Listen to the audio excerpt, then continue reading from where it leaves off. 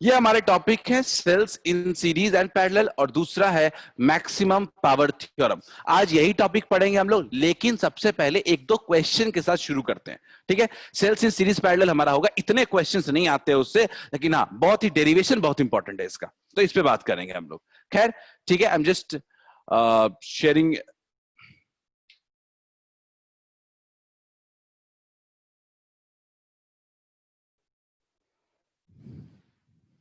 Just give me a second.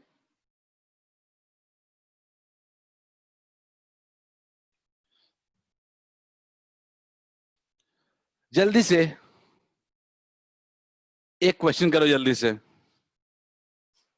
मुझे लगता है बहुत आराम से बना लोगे। किरचॉफ्स लॉ के दो प्रैक्टिस क्वेश्चन दे रहा हूं, और ये सब क्वेश्चन ऐसे हैं जो आज हम लोग दूसरे मेथड से भी सॉल्व कर पाएंगे।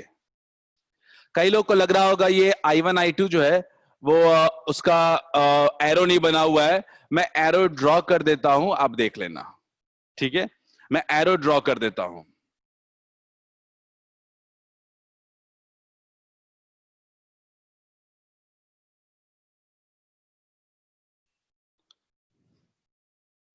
चलिए, ये आपको पहले से ही करंट डिवाइड कर दिया गया है आपको। You just have to solve. जल्दी शुरू करते हैं, अच्छा क्वेश्चन है।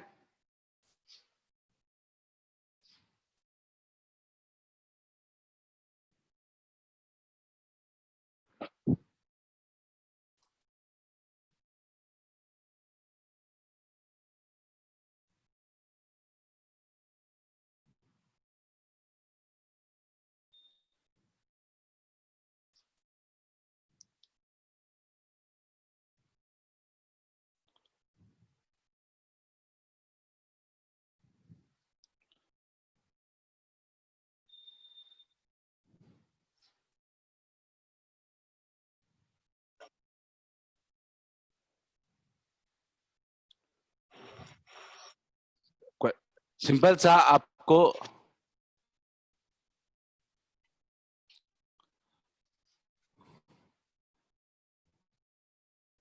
आपको करंट डिवाइड करना है क्वेश्चन में, आपको किरचॉफ के सारे लॉज लगाने हैं, क्वेश्चन सॉल्व हो जाएगा। Nothing more than that. मैंने पोल को लॉन्च कर दिया है, यू कैन आंसर अकॉर्डिंगली।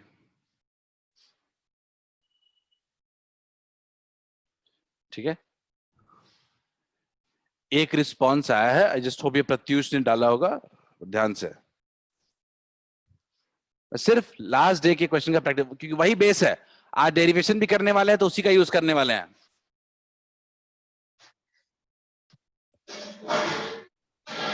कोई गुस्से में है?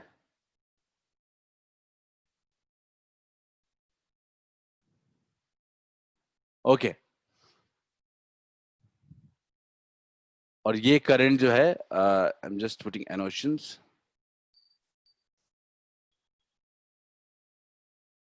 ऐसा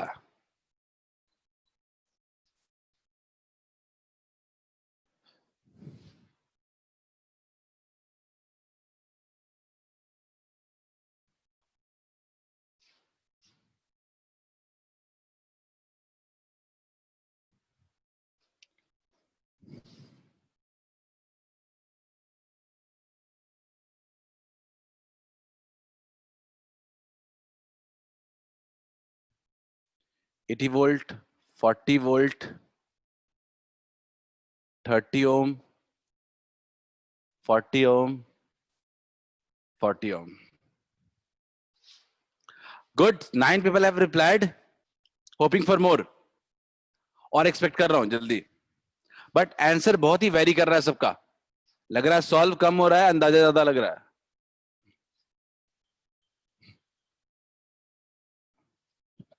13 have replied, good, but again answer varying too much. Take your time, एक दो मिनट टाइम ले लेते हैं। यहाँ पे आप करंट का डिवीजन करना नहीं है आपको, क्योंकि करंट पहले से डिवाइड करके दिया हुआ है आपको।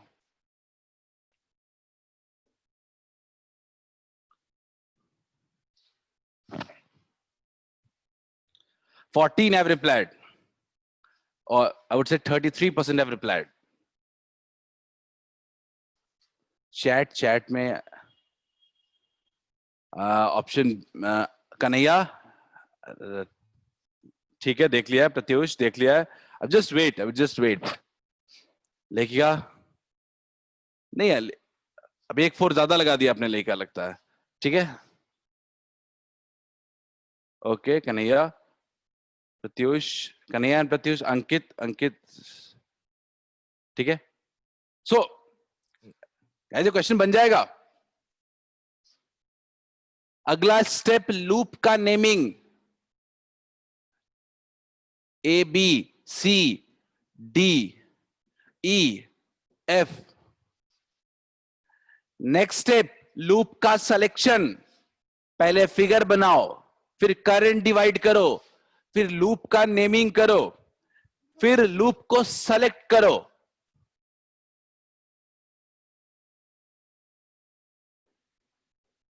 मैं सॉल्व नहीं करना चाहता हूं, मैं बस आगे बढ़ रहा हूं। 16 people have replied till yet.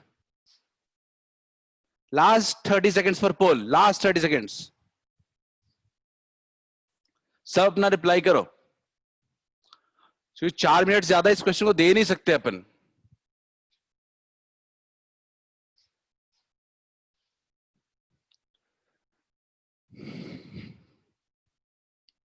Good. 19 people have replied. Last 5 seconds. पोल को क्लोज कर रहा हूं, चलो।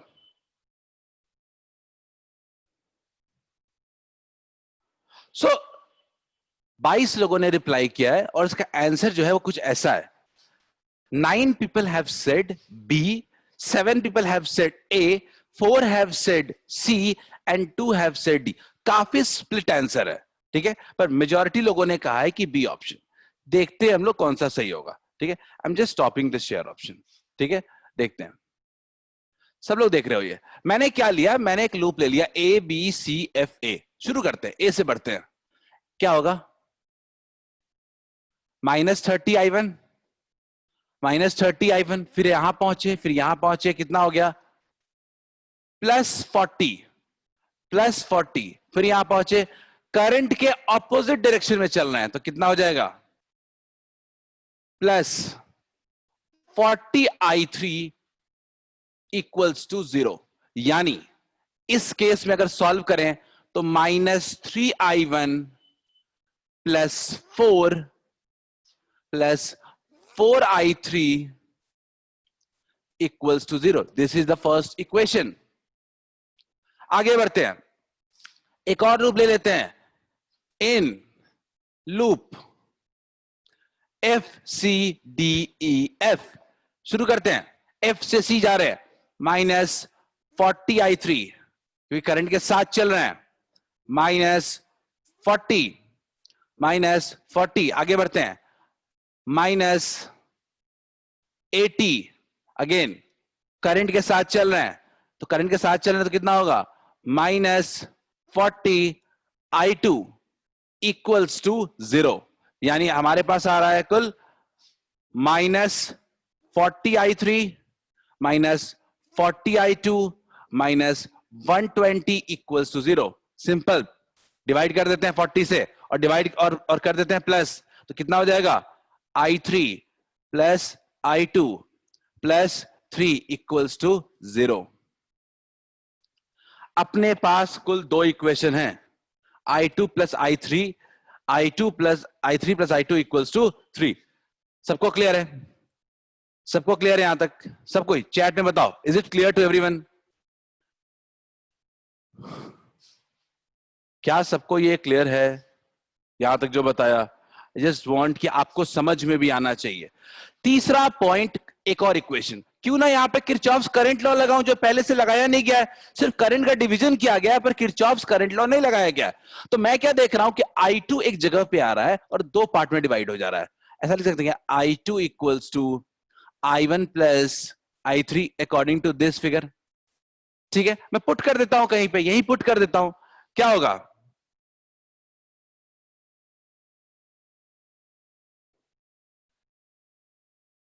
Equals to 0। तो क्या आ गया, I1 plus 2I3 plus 3 equals to 0। ये एक इक्वेशन है अपने पास, एक ये इक्वेशन है। सॉल्व कर लेते हैं, सॉल्व कर लेते हैं। क्या मैं यहां पे इसके अकॉर्डिंग I1 को लिख सकता हूं क्या, -3 -2I3। I1 को लिख सकता हूं, जैसे आपको सॉल्व करना है करो ना, पुट कर देते हैं।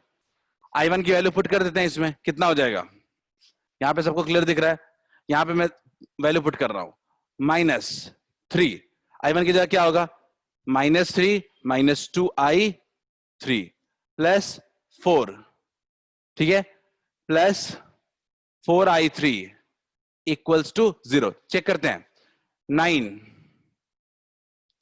It's 9 plus 6I3 plus 4 plus 4I3 equals to 0। 10I3 plus 13 equals to 0। क्या सबको आ रहा है इतना क्या, वॉइस इज लैगिंग, लेकिन क्या आवाज साफ नहीं आ रही है, कुछ इस तरह का आ रहा है क्या सबको,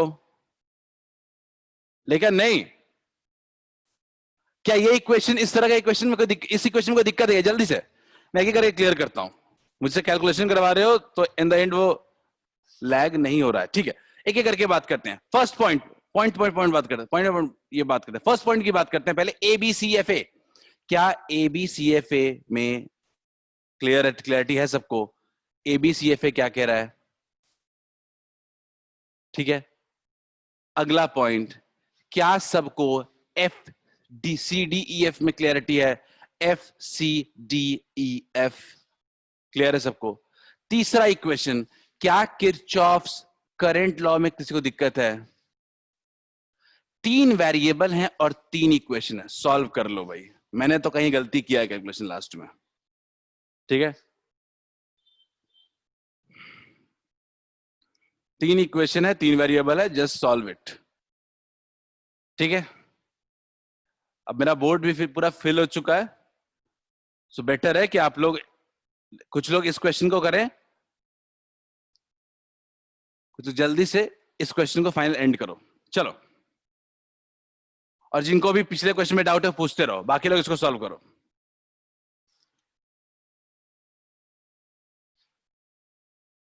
ये क्वेश्चन आपका सब्जेक्टिव क्वेश्चन में आया है, ये क्वेश्चन सब्जेक्टिव क्वेश्चन में आपको आया है जेई में, देखते हैं कितने लोगों से बनता है, बहुत सिंपल क्वेश्चन है।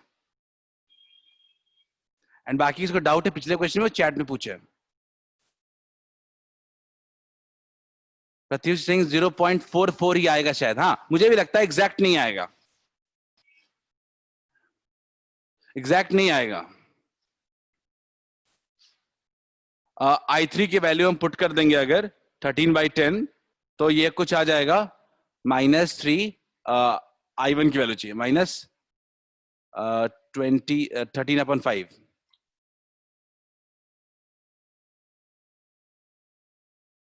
एग्जैक्टली, एग्जैक्ट नहीं आएगा, सॉल्व हो चुका है वो, उसके उसके बाद कुछ करना ही नहीं है आपको। जल्दी से इस क्वेश्चन को करें, इसके बाद हम लोग डेरिवेशन पे जाएंगे।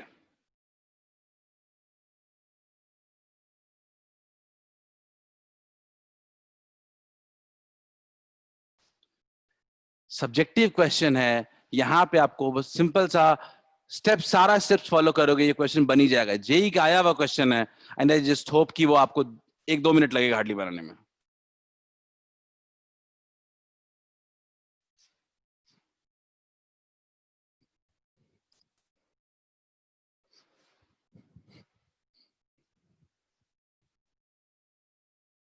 Hardly it will take a minute.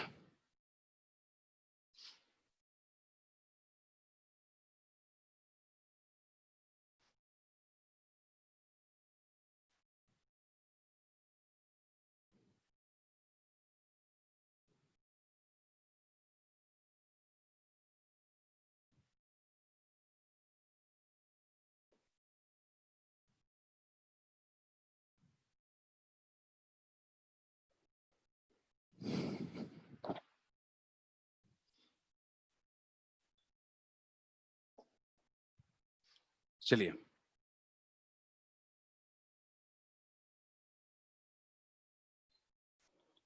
Anam has answered 0 ampere. Anam देखते हैं.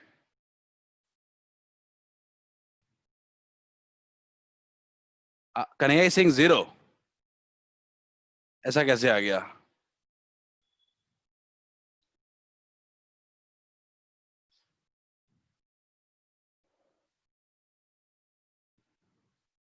श्रेया सिंह 0. काफी लोग, 3-4 लोगों के आंसर 0 आए हैं.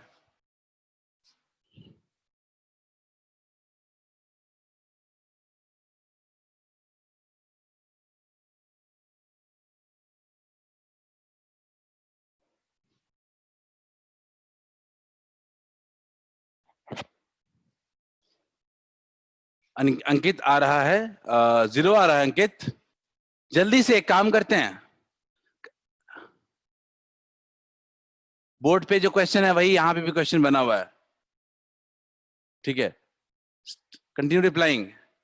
अंकित इज सेइंग जी. अच्छा, जी बोले तो एक्सेलरेशन ड्यू टू ग्रेविटी, जो तुम जी लिख रहे हो. खैर कोई बात नहीं.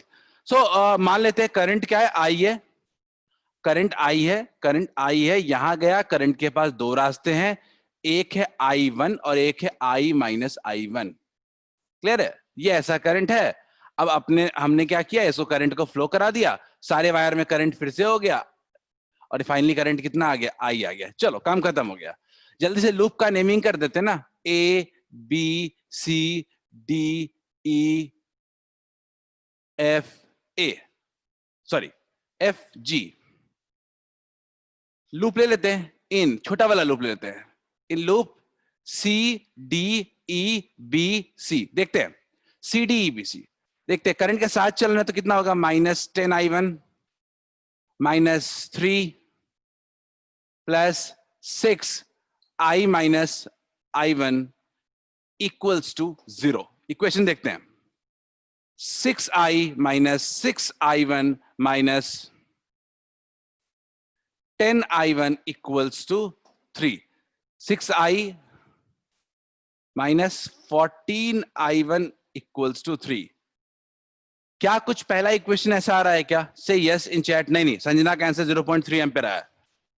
ठीक है, क्या फर्स्ट सबको क्लियर है क्या? सब लोग देखो, just what I am asking कि क्या ये पार्ट क्लियर है? In loop CDEBC -10I1 -10I1 -3 + 6I - I1 equals to 0.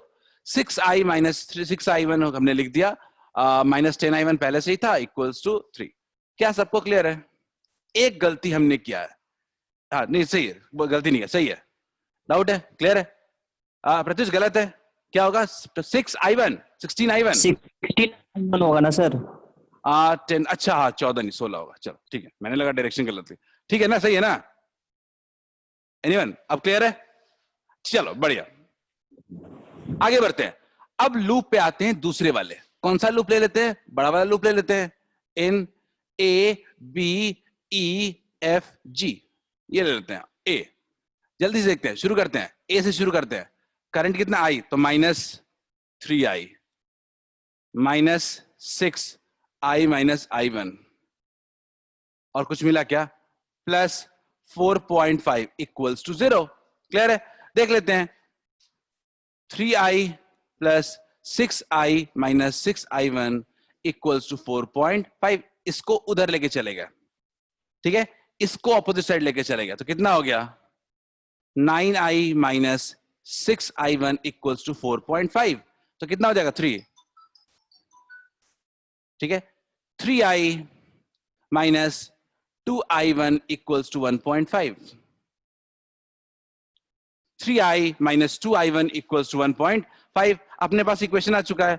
3I - 2I1 equals to 1.5. काफी लोगों ने मुझे लगता है सही सॉल्व किया है. इसको डबल कर देते हैं, कितना हो जाएगा, 6I - 4I1 इक्वल्स टू 3. और दूसरा इक्वेशन है 6I - 16I1 equals to 3. Solve करेंगे तो 6I 6I कैंसिल हो जाएगा. 12I1 equals to 0. तो I1 की वैल्यू क्या आ गई, 0. बिल्कुल सही है. सबको क्लियर है क्या? I1 का वैल्यू 0 आ रहा है. क्या क्लियर है सबको? मैंने कहा भाई सॉल्व करना है सीधा।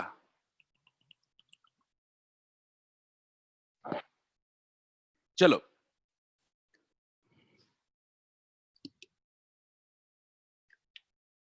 ठीक है, अगला टॉपिक पढ़ते हैं, cells in series and parallel.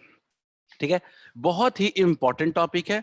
Boards में ऑन जनरल ट्रेंड कहता है कि दोनों में से कोई एक डेरिवेशन तो आता है, और सबसे जो फेमस है वो सेल्स इन पैरेलल। मुझे लगता है कि अगर इलेक्ट्रिक करंट में अगर आप देखते हैं सबसे ज्यादा बार पूछे जाने वाले क्वेश्चंस में से है सेल्स इन पैरेलल का डेरिवेशन। ठीक है, तो जस्ट मैं उसको करने की कोशिश करता हूं। ठीक है, तो अगला हमारा हेडिंग है, मान लेते हैं कि एक से ज्यादा सेल्स को यूज कर रहे हो तो क्या होगा, what will happen if we start using large number of cells। ठीक है, तो लार्ज नंबर ऑफ सेल्स को यूज करेंगे तो किसी कॉम्बिनेशन में कनेक्ट करेंगे, सीरीज में कनेक्ट करेंगे, पैरेलल में कनेक्ट करेंगे, सिमिलर पोलैरिटी में कनेक्ट करेंगे, ऑपोजिट पोलैरिटी में कनेक्ट करेंगे, कुछ तो करेंगे। तो हम लोग कैसे कनेक्ट करेंगे, सिंपल सी बात है, यही देखना है हमें।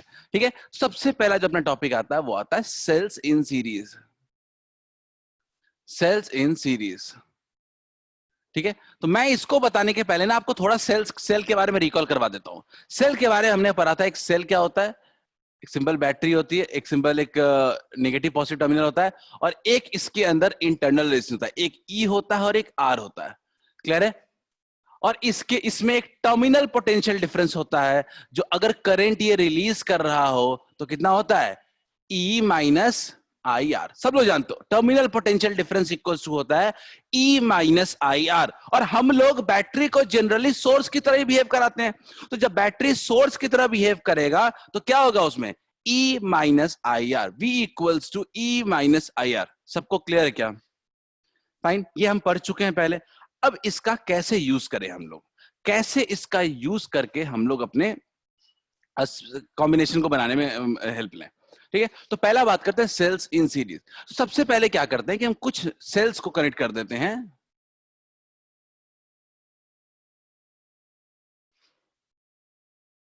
ठीक है, सेल 1 है E1 R1 वाला, सेल 2 है E2 R2, और सेल 3 है E3 R3। हमने क्या किया, एक के बजाय दो पॉइंट के बीच में हमने क्या किया कि एक से ज्यादा सेल्स को लगा दिया सीरीज में, ये सीरीज कॉम्बिनेशन है। और हमने एक बात और ख्याल रखा कि सिमिलर पोलैरिटी में सब कनेक्टेड है। सिमिलर पोलैरिटी का मतलब कि ऑर्डर में है, negative positive negative positive negative positive. ठीक है, तो इसको कहते हैं सिमिलर पोलैरिटी में सब ये कनेक्टेड है। कनेक्ट कर दिया हमने।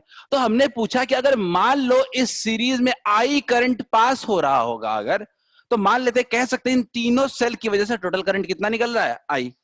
क्लियर, तो अगर मैं इसको लिखूं, इस सर्किट को थोड़ा सॉल्व करने की कोशिश करूं, टर्मिनल पोटेंशियल डिफरेंस निकालने की कोशिश करूं, या मैं चाहूं कि VA माइनस VB निकालूं, VA माइनस VB निकालूं, तो कैसे निकालूंगा। ठीक है, तो VA माइनस VB मेरे को निकालने कोई बोलेगा तो मैं कुछ नाम दे देती हूं। ठीक है, तो पहले क्या लिखूंगा मैं, potential difference between A and P, potential difference between A and P plus potential difference between P and Q plus potential difference between Q and B. पता है सीरीज में वोल्टेज डिवाइड होता है, करंट सेम रहता है, सबको याद है बेसिक चीज, कि अगर ए और बी के बीच जो टोटल पोटेंशियल डिफरेंस होगा वो इन तीनों के बीच का पोटेंशियल डिफरेंस का सम होगा। अब पहले वाले सेल को देखते हैं, ए और पी के बीच एक सेल लगा हुआ है, तो इसका क्या होगा, minus I R one plus E2 minus I R two plus E3 minus I R three.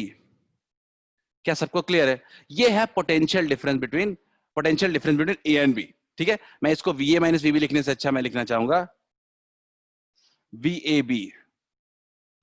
ठीक है, दोनों के बीच का। तो अब मेरे पास जो V आ रहा है वो क्या आ रहा है, क्या ऐसा आ रहा है क्या,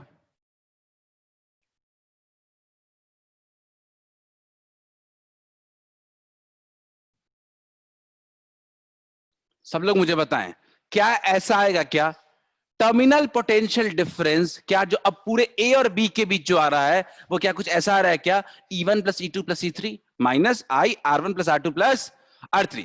तो सिंपल सी बात है, अगर मान लो मैं तीनों सेल्स को हटा करके एक इंडिविजुअल सेल बना दूं अगर, तो कैसी हालत होगी,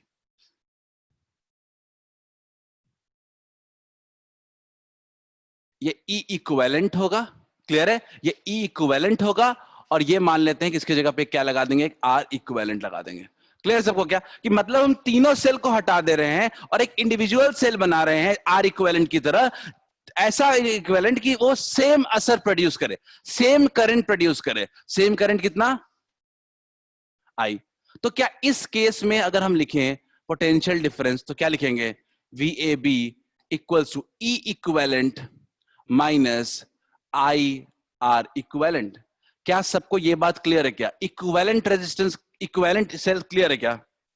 तीनों सेल को हटा करके हमने क्या बना दिया, एक सेल बना दिया, ठीक है। तो क्या बनेगा, E equivalent minus R equivalent, I into R equivalent. और यहां पे भी हमने क्या देखा, हमने ये देखा, दोनों इक्वेशन को कंपेयर करते हैं। नोट्स में बहुत साफ साफ दूंगा मैं, लेकिन समझ में नहीं आएगा तो वहां पे कुछ पता पल्ले नहीं पड़ेगा। फ्रॉम इक्वेशन 1 एंड 2 हम लोग देख सकते हैं कि जो E इक्विवेलेंट है वो है E1 plus E2 plus E3, और जो R इक्विवेलेंट है इक्वल्स टू है R1 plus R2 plus R3। कितना मजेदार और सिंपल है, इसके लिए सर ने इतना डरा दिया बेवजह का, सो सैड। सबको समझ में आ गया है क्या, ये सबको आया समझ में? बोलिए प्रत्युष।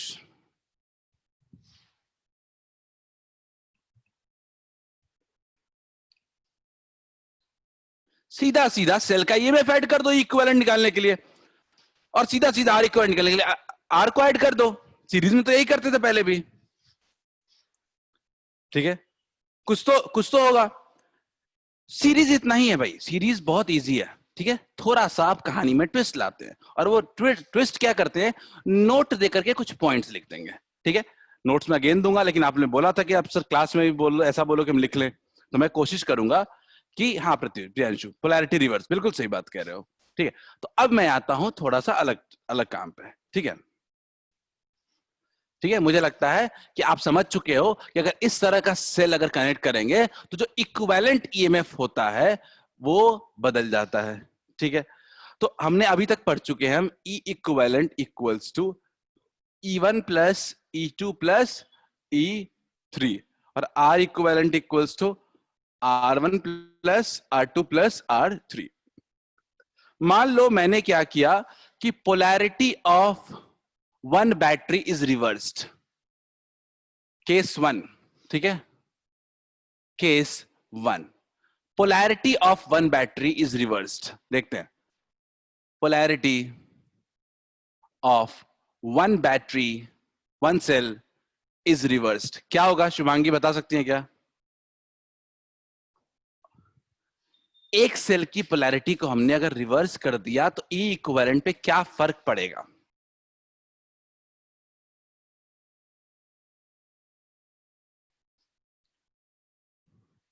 ठीक है,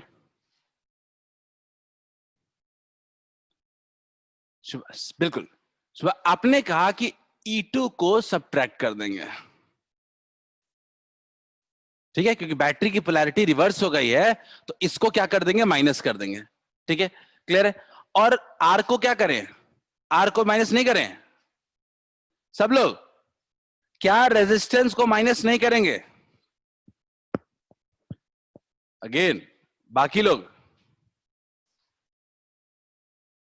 रेजिस्टेंस कभी भी हमेशा ऐड होता है, रेजिस्टेंस कभी भी सब्ट्रैक्ट नहीं होता है, क्लियर है। तो रेजिस्टेंस क्या रहेगा, सेम। यानी अगर आप पोलैरिटी रिवर्स करते हो तो इक्विवेलेंट आर पे फर्क नहीं पड़ेगा, उसमें सिर्फ और सिर्फ इक्विवेलेंट ई पे फर्क पड़ेगा। क्या ये बात क्लियर है सबको? आगे बढ़े। केस 1, अगर एक पोलैरिटी को रिवर्स भी कर दिया तो कोई असर नहीं पड़ेगा। एकदम सिंपल सिंपल फॉर्मूले बनते हैं, कुछ में है क्या नया जो आप नहीं समझ सकते हो? क्लियर है, आगे बढ़ते हैं अपन। आगे क्या बढ़ते हैं, नेक्स्ट केस में बढ़ते हैं, ठीक है। केस 2, ठीक है। If n similar cells are connected with same polarity,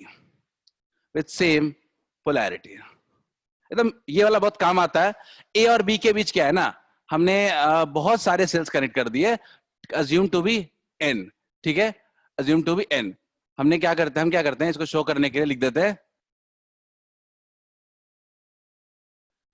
n sales connect कर दिया हमने, ठीक है। और सिमिलर सेल्स, सारे सेल्स क्या हैं, सिमिलर तरह के सेल्स हैं, सब E और R का है, E और R, E और R, ठीक है। तो सिंपल सी बात है, E इक्विवेलेंट कितना होगा, E इक्विवेलेंट होगा, क्लियर है क्या सबको, E इक्विवेलेंट कितना होगा, एनी, क्लियर है। और R इक्विवेलेंट कितना हो जाएगा, अब आप बोलोगे फिर से बकवास बात है, इसमें ऐसा कौन सा नया चीज है, सबको क्लियर है क्या, केस 2 सबको क्लियर है क्या। Similar type of N cells को हमने कनेक्ट कर दिया, 10 सेल 15 सेल हमने कनेक्ट कर दिया एक साथ, और बैटरी ऐसी बनाई जाती है, तो 10 सेल कनेक्ट कर दिया, तो E इक्विवेलेंट कितना होगा, n टाइम्स C, और R इक्विवेलेंट कितना होगा, n times R। Is it fine to everyone, क्या सबको ये बात समझ में आ गई। ये अगर आ गया है तो थोड़ा सा केस 3 लेते हैं, ठीक है। वो केस 3 क्या कहता है, कंडीशन यही रखते हैं कि similar cells are connected with same polarity, ठीक है, with polarity of M cells reverse. 10 cell थे, उसमें से 4 सेल के पोलैरिटी को रिवर्स कर दिया, क्या फर्क पड़ेगा, ठीक है। सिंपल सी बात मैं कह रहा हूं कि अगर मान लीजिए n सेल्स थे, मैंने उसमें से कुछ नंबर ऑफ सेल्स की पोलैरिटी रिवर्स कर दी, अब क्या फर्क पड़ेगा, यही मेरा जिस्ट है कहानी का। अब बताओ E इक्विवेलेंट में क्या फर्क पड़ेगा, सबसे E इक्विवेलेंट अब क्या होगा, M सेल्स की पोलैरिटी को कर दिया। आप R इक्विवेलेंट में जानते हो पोलैरिटी रिवर्स करने से कोई फर्क नहीं पड़ने वाला है, तो मैं R इक्विवेलेंट की बिल्कुल भी बात नहीं करूंगा।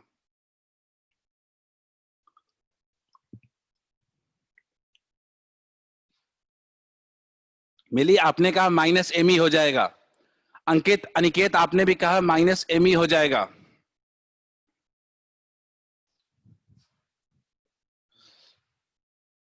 शुभांगी सर रिपीट कर दो। शुभांगी मैं कह रहा था सिंपल सी बात कि मान लो n सिमिलर सेल्स लगे हुए सीरीज में, ठीक है, और मैंने क्या किया, उसमें से कुछ number of cells, let it be m, को हमने क्या कर दिया, रिवर्स कर दिया।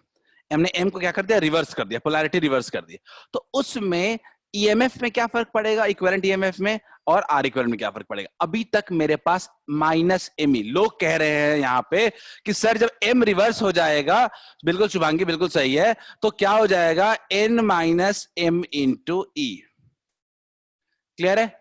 और आर इक्विवेलेंट में कोई फर्क नहीं पड़ेगा। मैं आपको समझाने की कोशिश करता हूं, ये गलत है, और कैसे गलत है देखते हैं। सब लोग ध्यान देना, मान लीजिए आपने कोई 10 सेल्स लगा रखे हैं, 10 सेल्स लगा रखे हैं ई वोल्ट के, तो आपके पास ई इक्विवेलेंट कितना है अभी,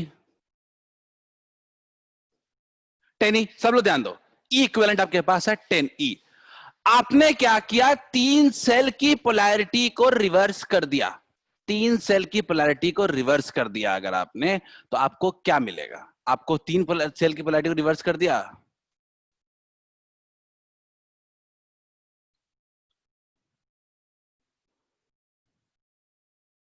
ठीक है। तो काफी लोग मेरे को क्लास में बोलोगे कि सर जब ई इक्विवेलेंट निकालेंगे, ई इक्विवेलेंट बिल्कुल सही है शुभांगी, बिल्कुल सही है, अगर ई इक्विवेलेंट निकालोगे तो 7 तो सेम पोलैरिटी में है, तो क्या लिखोगे, 7 ई, और 3 जो हो गया वो क्या हो गया, रिवर्स हो गया, तो क्या लिखोगे, -3, तो टोटल कितना बचा, 4 ई। लेकिन आपके हिसाब से तो 7 ही होना चाहिए था, आप n माइनस एम ई कह रहे हो, गलत है प्रत्युष। तो मैं कह रहा हूं n माइनस एम ई, तो आपने 10 में से 3 को रिवर्स किया तो 6 ई घटा।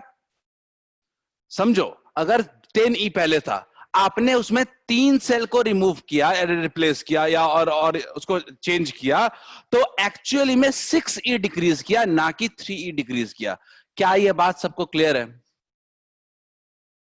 भाई, 3 माइनस में आया तो एक 3 प्लस को भी तो ले जाएगा अपने साथ। क्या हम लोग अब लिख सकते हैं क्या इस केस में कि जो ई इक्विवेलेंट होगा वो n माइनस 2m होगा, ना कि n minus M into E. Is it fine Nikita, मैं समझा दे रहा हूं दोबारा, ठीक है, नहीं समझ में आया, मैं ऐसे समझाने की कोशिश कर रहा हूं कि मान लो 10 सेल्स थे, ठीक है, 10 सेल्स थे, तो सबका ईएमएफ 10 ही था, ठीक। आपने क्या किया, उसमें से 2 को ना माइनस कर दिया, तो माइनस किया तो अब कितना बचा, 8 पॉजिटिव बचा और 2 माइनस बचा।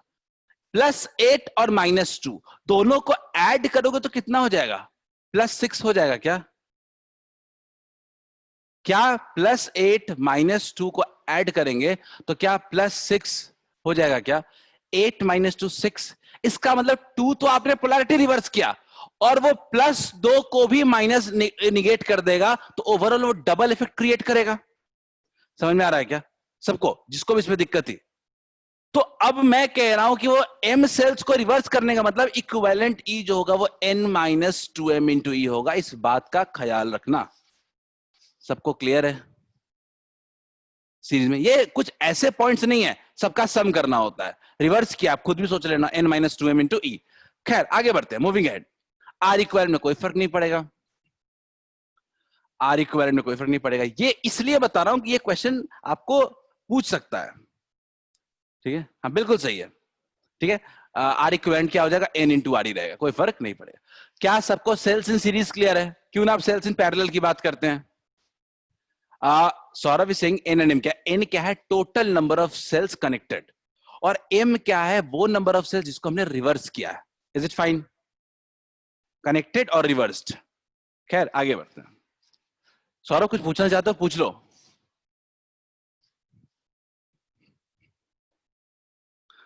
आई गिव प्रेफरेंस, जिसका नाम सौरभ हो मैं उसको प्रेफरेंस देता हूं। I am biased, little bit biased. हाँ, कोई पूछना है किसी को कुछ इसमें, या सेल्स इन पैरेलल शुरू करें? चलो शुरू करते हैं।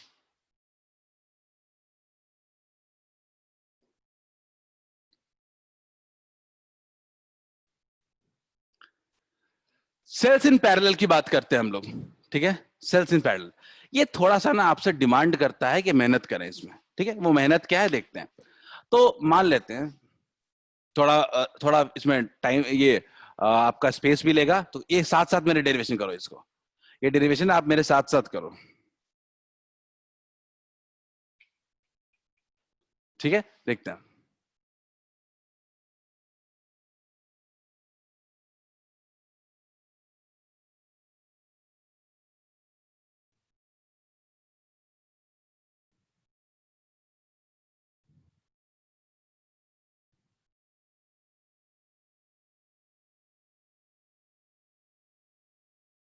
ठीक है, ये अपना E1 R1 है, ये अपना E2 R2 है, और ये अपना E3 R3 है।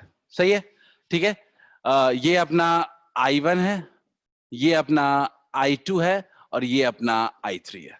3 सेल्स पैरेलल में लगे हैं, सबका E और R अपना अपना है। हमने सबको पैरेलल में कनेक्ट कर दिया है, ठीक है।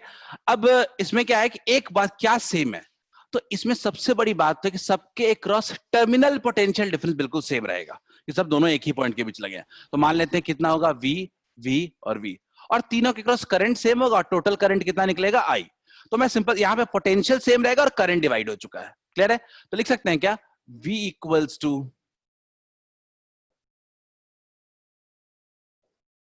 लिख सकते हैं क्या, क्या ये लिख सकते हैं क्या, V इक्वल्स टू, क्या एक और लिख सकते हैं क्या,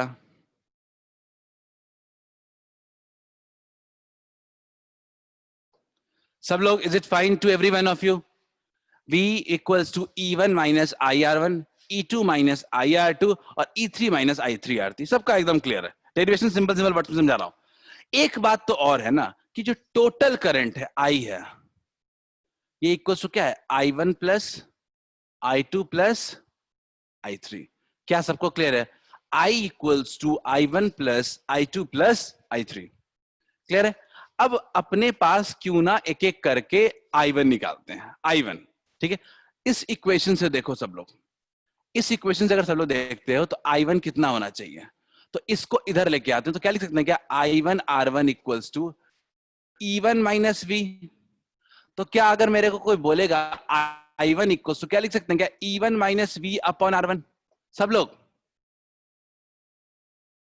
लोग देखो मुझे, मैं जो बताना चाहता हूं सब लोग ध्यान दो। क्या लिख सकते हैं क्या, E1 minus V upon R1 क्या लिख सकते हैं हम लोग? से यस इफ अंडरस्टूड, नहीं तो दोबारा समझाऊंगा। मैंने क्या कहा कि पहला जो इक्वेशन था उसे सॉल्व कर लिया और I1 की वैल्यू निकाल ली, तो I1 का वैल्यू आ गया E1 minus V upon R1, और सिमिलरली आ जाएगा, सब लिखना पड़ेगा एग्जाम में डेरिवेशन में सब लिखना पड़ेगा, ठीक है।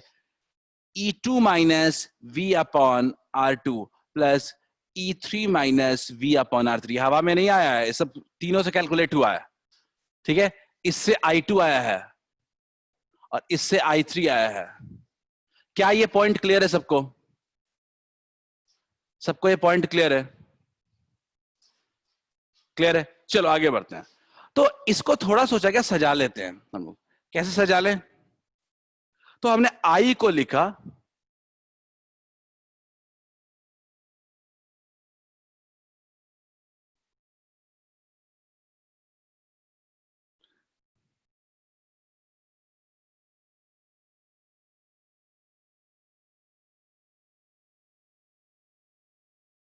तो आप भी कर लोगे, इसमें नया क्या किया मैंने? सबको क्लियर है? सबको क्लियर है? सबको यहां तक क्लियर होगा I think, I just hope. ठीक है, मैं एक काम करता हूं, मैं इसको हटाता हूं, ठीक है, मैं इसको हटाता हूं, वो तो अपने को फिगर पता ही है, ठीक है। 3 छूट गया, क्या छूट गया? अच्छा 3, चलिए देख लेते हैं। तो अब क्या ऐसा लिख सकते हैं I इक्वल्स टू लिख सकते हैं क्या, E1 upon R1 plus E2 upon R2 plus, साथ साथ लिख रहे हो तो ही समझ में ज्यादा आएगा, अदरवाइज ये सिर्फ और सिर्फ एक कहानी है।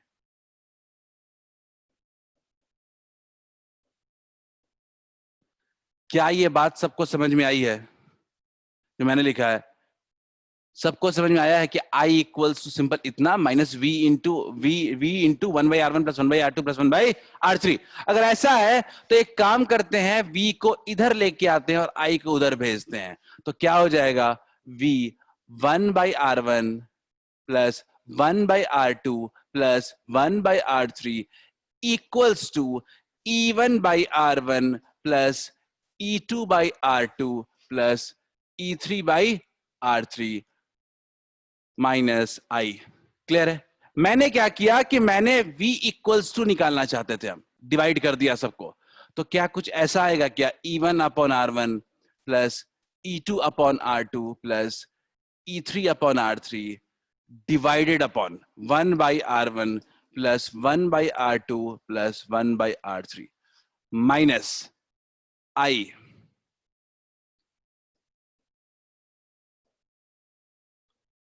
सब लोग देखो, क्या यहां तक क्लियर है सबको? क्या यहां तक क्लियर है? नहीं क्लियर है पूछो।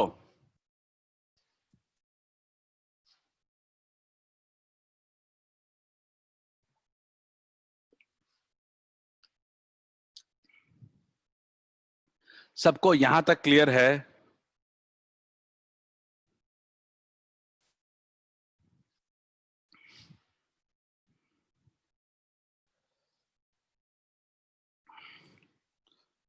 वेटिंग, किसी को दिक्कत होगी तो मैं समझा दूंगा, सब आराम से इत्मीनान से खुद से करो सब।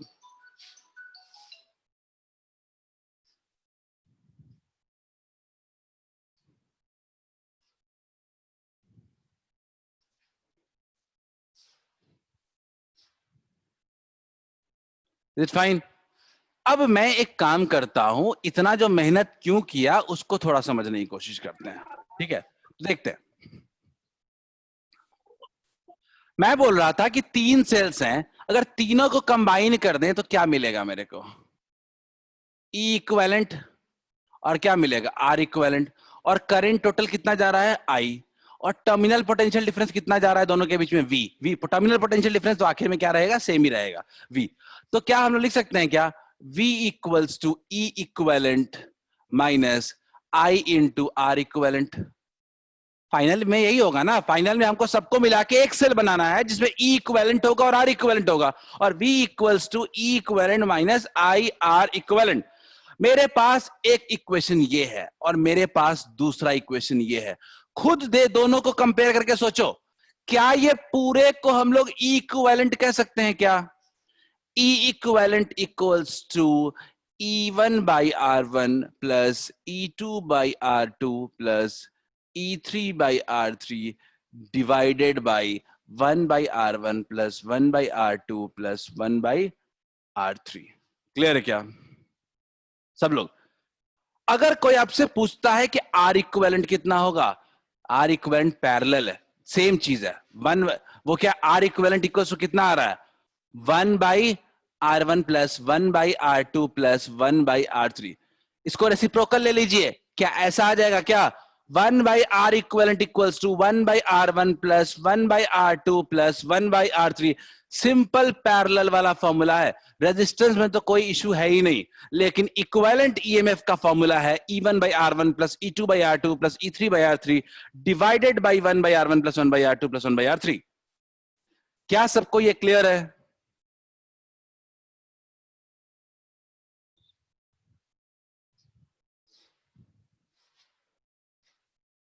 सेल्स इन पैरेलल का ये डेरिवेशन है, मैं बता रहा हूं, ये बहुत ही क्रिटिकल और इंपॉर्टेंट है।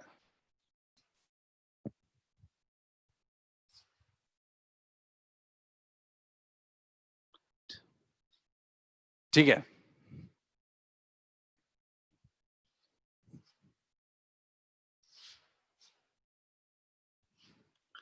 मैं आपको फाइनल फॉर्म पे ले जाता हूं अब, और इसमें डिफरेंट सारे केसेस की बात कर लेते हैं।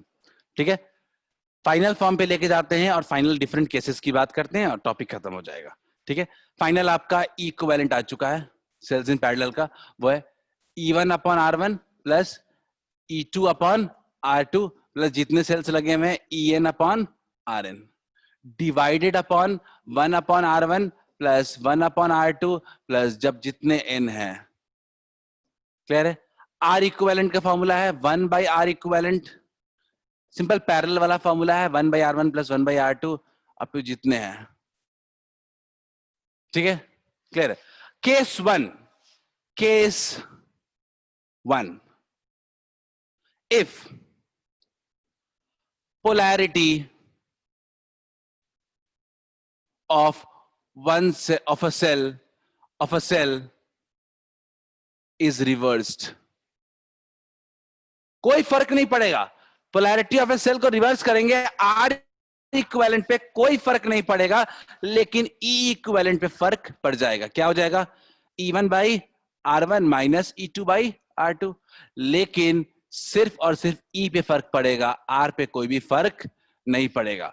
If polarity of a cell is reversed, then हम कह सकते हैं कि आर इक्विवेलेंट में भी कोई फर्क नहीं पड़ेगा। क्या होगा, 1 by R1 plus 1 by R2। क्या ये सबको क्लियर है? सिंपल सा एग्जांपल देता हूं,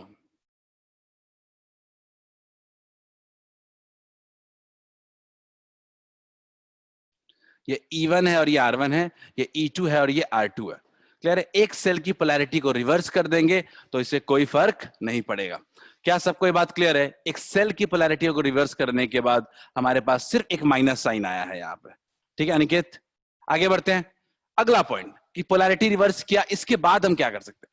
इसके बाद क्या करते हैं कि सिमिलर सेल्स को कनेक्ट करते हैं, तो क्या फर्क पड़ता है? If n similar cells are connected, तो मैं केस 2 की बात कर रहा हूं, केस 2।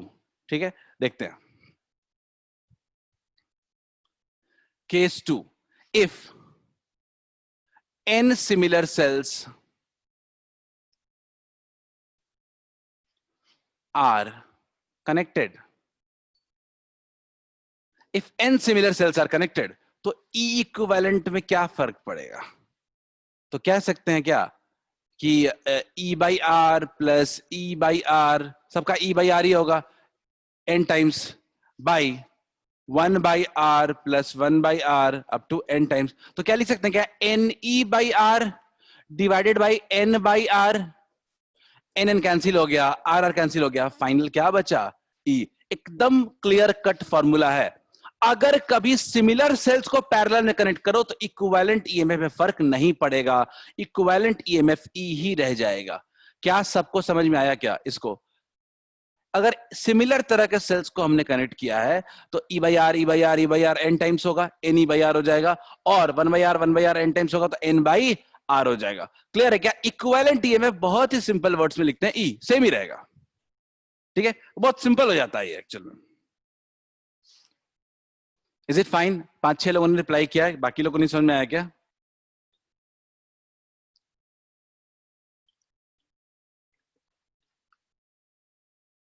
बाकी लोग फाइन, अच्छा ठीक है, आ गया समझ में। तो आलसी लोग भी तो हैं, मतलब कुछ लोग। खैर, हो गया। अब एन सेल्स को, अब आर इक्विवेलेंट में क्या फर्क पड़ेगा? देखो आर इक्विवेलेंट में तो कोई दिक्कत नहीं है। 1/r इक्विवेलेंट इक्वल्स टू कितना होगा? 1/r, पैरेलल की तरह देख लो, 1/r plus 1/r up to n times. तो 1/r इक्विवेलेंट इक्वल्स टू कितना हो जाएगा? n/r। वही हमेशा की तरह आर इक्विवेलेंट कितना हो जाएगा? r upon n। तो आर इक्विवेलेंट हो जाएगा r अपॉन n। ठीक है, n टाइम्स डिवाइड हो जाता है, आप पहले भी जानते हो। अगर अगर एक ही तरह के रेजिस्टेंस पैरेलल में लगते हैं तो डिवाइडेड बाई n हो जाता है। क्लियर है? कोई बहुत बड़ी बात नहीं थी, हम जानते थे। तो ये आपका हो गया जब सिमिलर सेल्स को आप पैरेलल में कनेक्ट करते हो तो। क्लियर है? समझ में आ रहा है सबको ना? सबको समझ में आ रहा है? आई डोंट थिंक अब इसमें ज्यादा दिमाग लगाने की जरूरत है। ठीक है, एक मैं सीरीज एंड पैरेलल का कॉम्बिनेशन बता देता हूं, काम खत्म करते हैं। ठीक है, एक सीरीज एंड पैरेलल कॉम्बिनेशन बताता हूं और इसके बाद कुछ नहीं बचता है। ठीक है, ये जो इस टॉपिक से कुछ भी क्वेश्चन आए ना, वो सिंपल ही होगा। ठीक है, देखते हैं।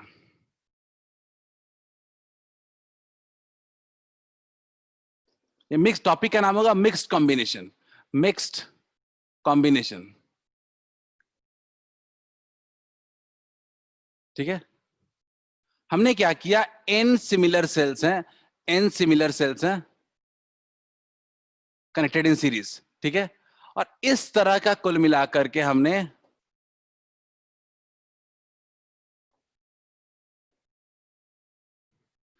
कुल मिलाकर के m रोज ले लिए हैं, यानी n सेल्स को सीरीज में लगाया है और इस तरह का सीरीज कॉम्बिनेशन हमने क्या कर दिया, m कर दिया है।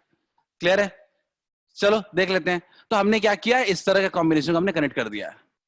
ठीक है, अगर कोई मेरे से पूछता है कि बताओ ई इक्विवेलेंट क्या होगा, तो मैं सबसे पहले बोलूंगा कि एक काम करते हैं, सीरीज वाले को सॉल्व कर देते हैं। ठीक है, नहीं है अनिकेत, कुछ नहीं, बस उतना ही था। ठीक है, केस तो कुछ भी बना सकते हैं हम लोग। तो इसमें अगर अपन सीरीज में अगर कनेक्ट कर देंगे अपन, तो क्या हो जाएगा, ई से क्या हो जाएगा, ये सब एनी हो जाएगा क्या? ठीक है, नोट्स में लिख दूंगा मैं, कुछ याद रखने वाली चीज नहीं है, एनी। ठीक है, एक और सीरीज हो जाएगा, वो क्या हो जाएगा, एनी। अब इस तरह के कितने सीरीज पैरेलल में लगे हुए हैं, एम टाइम्स। पैरेलल में अगर सिमिलर सेल्स कनेक्टेड होते हैं तो कोई फर्क पड़ता है क्या? नहीं, वही रह जाता है। तो अगर एन ई अगर एक का है तो ई इक्विवेलेंट भी कितना हो जाएगा, एन ई। बोलिए, क्लियर है क्या? मैं कह रहा हूं कि इस केस में मिक्स कॉम्बिनेशन में एक सीरीज में अपने को मिल रहा है एनी और इस तरह के एम रोज प्रेजेंट है। पैरेलल में इक्विवेलेंट ईएमएफ बदलता है क्या? नहीं, पैरेलल में इक्विवेलेंट ईएमएफ में कोई चेंज नहीं होता है। लेकिन अगर आप बात आर इक्विवेलेंट की करते हो, समझते हैं, सबसे पहला आर इक्विवेलेंट में क्या फर्क पड़ेगा, एन इंटू आर हो जाएगा, एन इंटू आर हो जाएगा, एन इंटू आर हो जाएगा। और इस तरह के कितने रोज लगे हुए हैं, एम। तो आर इक्विवेलेंट लिख सकते हैं क्या, एन आर अपॉन हो जाएगा क्या? तो इस तरह का सीरीज पैरेलल उसका कॉम्बिनेशन आए, अपने को बेसिक्स याद रखने हैं। ठीक है, सीरीज में ऐड होता है और पैरेलल में फॉर्मूला लगता है। ठीक है, आगे बढ़ते हैं, टॉपिक खत्म हो गया अपना। कुछ छोटे मोटे क्वेश्चंस करते हैं और एक लास्ट में मैक्सिमम पावर थ्योरम है। मैं कोशिश करता हूं कि मैक्सिमम पावर थ्योरम भी बता ही देता हूं पहले। ठीक है, टॉपिक इंपॉर्टेंट है। हेडिंग डालते हैं maximum power theorem. Maximum power theorem, इस पे बेस्ड न्यूमेरिकल्स करवा दूंगा, लेकिन टॉपिक भी पढ़ना जरूरी है। Maximum power theorem. ठीक है, ये मैक्सिमम पावर थ्योरम क्या था? ठीक है, देखते हैं। ठीक है, cells in series and parallel ने पढ़ लिया। अब हमारा मकसद है कि एक सेल से आप मैक्सिमम पावर कब निकाल सकते हो, how can you drive maximum power from a cell. बहुत इंपॉर्टेंट बात है। सेल एनर्जी देने के लिए होता है, पर मैक्सिमम एनर्जी कब निकलेगी उससे, किस केस में निकलेगा? तो हमने क्या किया कि हमने एक सेल ले लिया, और एक बाहर में एक एक्सटर्नल रेजिस्टेंस लगा दिया, लोड लगा दिया। ठीक है, एक्चुअल में हालत क्या होती है कि आइडियल सेल तो होता नहीं है कोई, आइडियल सेल का मतलब कोई भी इंटरनल रेजिस्टेंस नहीं, ऐसा सेल मिलना मुश्किल है। तो कुछ ना कुछ सेल में अपने पास क्या होता है, इंटरनल रेजिस्टेंस भी होता है। ई है, आर है और कैपिटल आर है। हमने कनेक्ट कर दिया। सबको पता है कि कुछ करंट फ्लो कर जाएगा, ठीक है, और करंट भी सबको पता है कितना होगा, I equals to cell EMF upon total resistance कितना है, आर प्लस आर। क्लियर है? तो हमने देखा कि ये जो लोड लगाया है, ठीक है, ठीक है, तो ये आर जो है अपना, ये अपना लोड है यानी आउटपुट है। तो इसके क्रॉस पावर कितना डेवलप होगा? अगर आपसे कोई पूछता है तो पावर के का फॉर्मूला कितना होता है, आई स्क्वायर आर होता है क्या? सब लोग बताओ, क्या पावर का फॉर्मूला आई स्क्वायर आर होता है क्या? होता है, ठीक है। तो I square R, I square कितना होता है, E square by R plus R का whole square into R. Clear है? हमने देख लिया कि चलो इतना पावर डेवलप होगा। सिंपल सा केस बता रहा हूं, मैंने क्या किया, एक सेल से एक बाहर आउटपुट कनेक्ट कर दिया, फैन लगा दिया, बल्ब लगा दिया, और हमने क्या देखने की कोशिश की, फिर इसके थ्रू कितना पावर डेवलप हो रहा है। तो हमने पावर को देखा, तो पावर का फॉर्मूला आता है आई स्क्वायर आर। पावर का फॉर्मूला आता है आई स्क्वायर आर। क्लियर है? अब आई स्क्वायर आर अपने पावर का फॉर्मूला है, तो हमने देखा कि आखिर पावर आ गया, लेकिन ये मैक्सिमम कब होगा? ऐसा क्या आउटपुट लगाए, ऐसा क्या लोड लगाए कि अपने को पावर मैक्सिमम मिले। ठीक है, तो हमें देखना है for maximum power, for maximum power.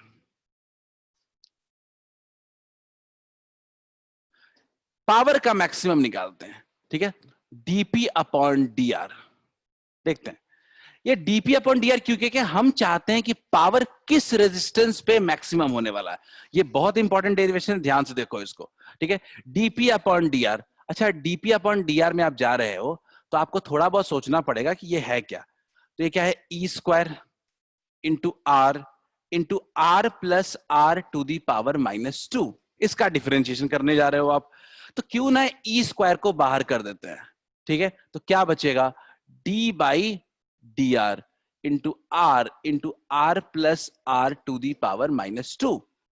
मैं सिंपल सी बात कह रहा हूं, जीरो डिफरेंशिएशन कम भी याद है उनको, यूवी रूल लगा लेते हैं, यूवी रूल लगाते हैं, ठीक है। क्या होगा, ठीक है, यूवी रूल, इसको बाहर किया पहले और उसको डिफरेंशिएट किया, कितना हो गया, ठीक है, प्लस इसको बाहर रखा और आर को डिफरेंशिएट किया, कितना हो गया 1। क्या इसमें किसी को दिक्कत है क्या डीपी बाई डी आर में किसी को दिक्कत है क्या? हम चाहते हैं कि मैक्सिमम पावर का कंडीशन निकाले, हमने यूवी रूल लगाया है, यूवी रूल लगाया हमने तो कुछ इस तरह का केस आया। क्या इसमें किसी को दिक्कत है, पूछो जल्दी से, पुट इन चैट, डिफरेंशिएशन में दिक्कत है बताओ।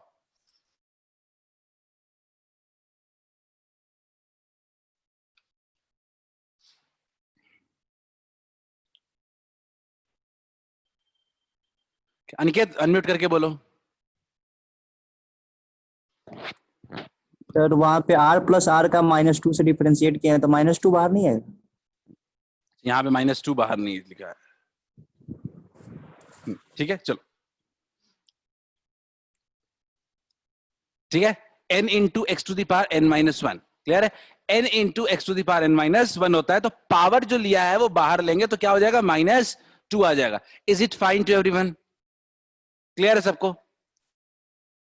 हाँ बिल्कुल सही है मित्र, सही सही है शुभांगी, ठीक है। अब ये हमने पावर ले लिया, थोड़ा इसको सॉल्व करने की हालत में लिखते हैं। DP by D R equals to, देखते हैं,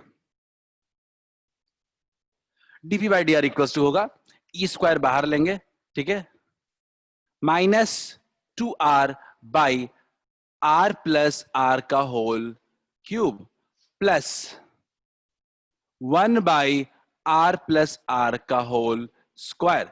ऐसी हालत है कुछ, ठीक है। क्वेश्चन कह रहा है कि क्वेश्चन कह रहा है कि डी, हमें पावर का मैक्सिमम चाहिए, और मैक्सिमम पावर कब मिलेगा, जब DP by D R equals to 0 मिलेगा। क्लियर है क्या?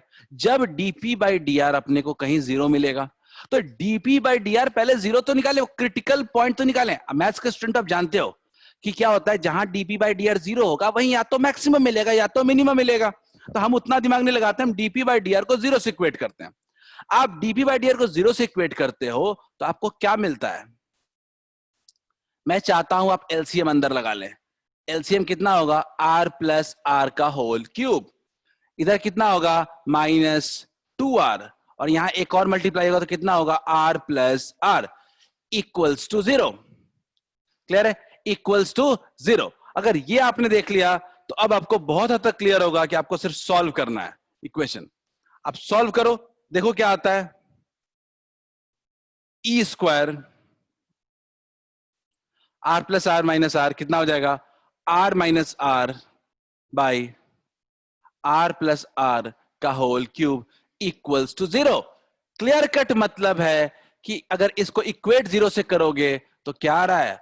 Are equals to capital R, या लिख सकते हो आप R minus R equals to 0, यानी लिख सकते हो R equals to capital R. कहने का मतलब है कि जब आपका आउटपुट रेजिस्टेंस इनपुट रेजिस्टेंस के इक्वल हो जाएगा उसी वक्त बैटरी आपको मैक्सिमम पावर सप्लाई करेगा। क्या यह बात सबको समझ में आई? सिंपल सा देख लो, डीपी बाई डी आर कब 0 होगा? हमने देखा डीपी बाई डी आर 0 हो रहा है small R equals to capital R पे, यानी जिस वक्त डीपी बाई डी आर 0 होगा उसी वक्त आपका मैक्सिमम पावर ऑब्टेन होगा। यही है मैक्सिमम पावर थ्योरम, और इसका स्टेटमेंट है, स्टेटमेंट याद रखते हैं। It states that maximum power can be obtained from a cell when internal resistance of the cell is equal to the load applied, या equals to the external resistance applied। सबको clear है? Is it fine to everyone? Say yes if understood, otherwise दिक्कत तो पूछो।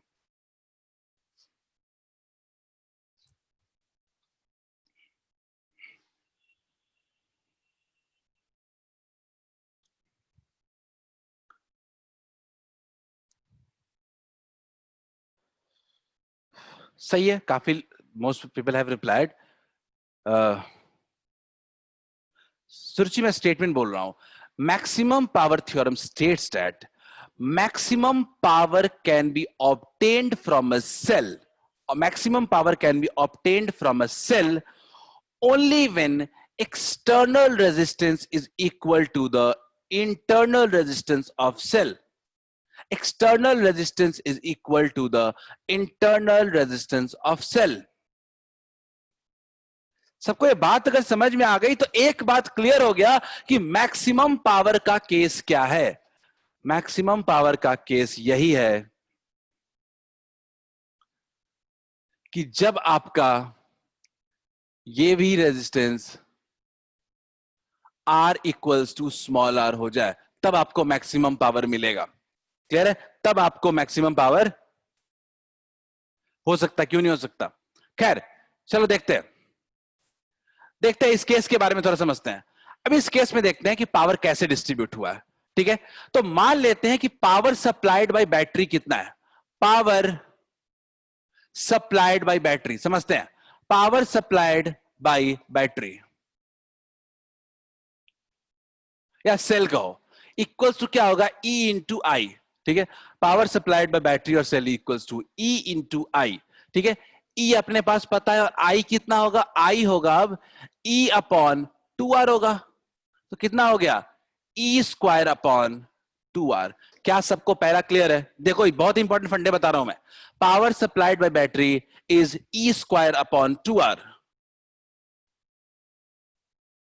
ठीक है, आगे देखते हैं। Bye battery, power supplied by battery. अगला क्या होता है? पावर ऑब्टेन्ड या output obtained. Output obtained, output power देखते हैं। आउटपुट पावर मैं किसको कहता हूं? इसको कहता हूं। इसके अक्रॉस जो मेरे को मिला है वो क्या होता है? आई स्क्वायर आर। ठीक है, अब आई स्क्वायर आर कितना है? तो आई स्क्वायर है, आई कितना है अपना? आई है अपना E बाई 2R का होल स्क्वायर इनटू R, तो कितना आ गया? E square by 4R square into R, यानी E स्क्वायर बाई 4R। गौर से देखिए, मैक्सिमम पावर के केस में भी आपका जो supplied by battery E square by 2r है और आपको मिल रहा है ई स्क्वायर बाय 4r, यानी मैक्सिमम केस में भी 50% से ज्यादा एनर्जी ऑब्टेन नहीं कर सकते हो आप। मैक्सिमम जो केस होगा या बेस्ट केस सिनेरियो में भी आप 50% से ज्यादा बैटरी का पावर यूज नहीं कर सकते हो। 50% इज मिनिमम वेस्ट। ठीक है, अब आपका क्वेश्चन आता है कि वेस्ट हुआ कहां, आखिर ये बचा हुआ पावर गया कहां? ये पावर जो है वो खा गया इंटरनल रेजिस्टेंस, वो खा गया internal resistance in form of heat, battery की हीटिंग वगैरह में चला गया। ठीक है, तो अब पावर लॉस्ट, या कह सकते हो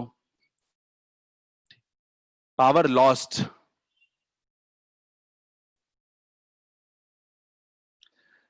सिंपल कितना, total power supplied by the battery minus power obtained at output, कितना हो गया? ठीक है, सो लिख सकते हैं कि इन मैक्सिमम पावर केस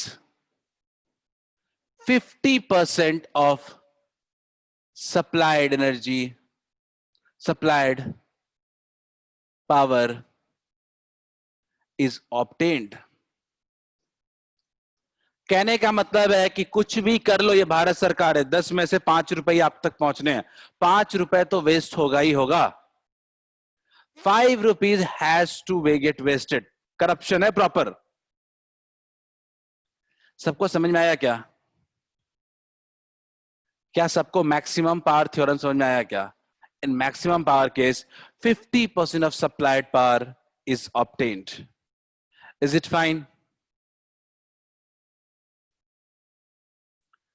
आज जो क्वेश्चन कराने वाले थे cells in series and parallel में, एक काम करते हैं, इसके क्वेश्चन के नंबर्स और थोड़ा बढ़ा करके आपको शेयर कर देता हूं, होमवर्क में कर लो आप।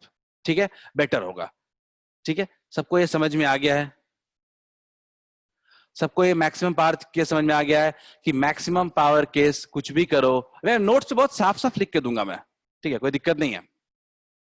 ठीक है, अब हमारे पास इस चैप्टर में बहुत ज्यादा पोर्शंस नहीं बचे हैं। ठीक है,